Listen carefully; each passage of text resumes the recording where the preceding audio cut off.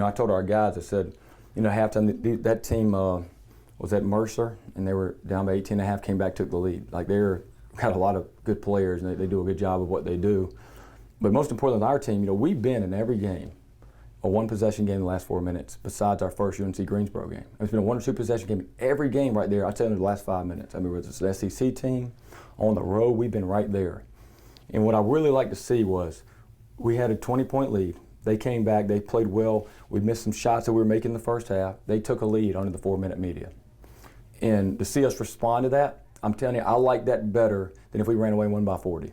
Because that's in the conference, all the games are going to be decided by 1-2 possessions late. And that's kind of the toughest team can usually come out there. And our guys showed a lot of toughness in that game, in that second half, to make game-winning plays. Richardson, big rebound on the free throw. We had a couple breakdowns. We were trying to switch some of their stuff. They got some layups, but we didn't give up too many of the big threes late that could have put them on top. We executed down the stretch, and that was big for us. I think last year, we didn't. I think we beat VMI and Citadel. It's a group we hadn't beat yet, so that's a good group, a lot of talent, and I think that going forward, that's going to give us some good momentum, especially without Myron.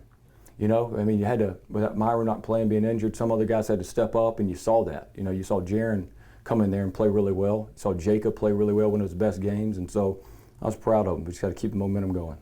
They're a good team. Up there is a 1-point game late. They came out on top up there, and they've been doing really well. It's a team that started, I believe, 10-2. So obviously it's a tough task, but that's any team in the SoCon. So we just got to see guys continue to step up. Particularly when you're a little shorthanded. You got to just have guys step up, and that's really what these games are about. If you kind of go back and look at it, sometimes coaches can get too technical. We get this play, kind of everybody knows what they're supposed to do. Yeah. Really, it's going to come down to kind of who's going to make the plays late in the game. Who's going to step up and make those free throws. Who's going to come up and make that big stop. And it's good to see our guys respond on that end, and it's going to be the same thing against Chattanooga. When it gets late in that game, who's going to be able to stop the other team from scoring man on man, and who's going to be able to get a bucket when we got to have one, who's going to be able to make a free throw. So I think that will give us confidence to be ready to do it the next time we play.